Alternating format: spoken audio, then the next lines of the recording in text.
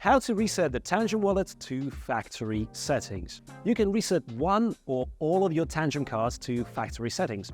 This reset completely erases private and public keys from the card and allows you to create a new wallet, which means generating new private keys. Warning: before resetting your cards to factory settings, please move any currency stored on your Tangem wallet to another wallet. This is important as resetting the cards will erase any assets stored on it. It is also important that you remember your access code or codes. Now, to reset the card to factory settings, open the Tangem app and tap the three dots in the upper right corner.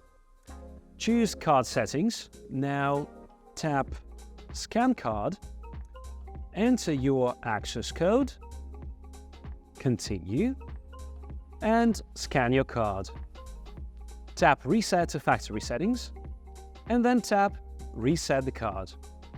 Confirm this action by tapping Reset again.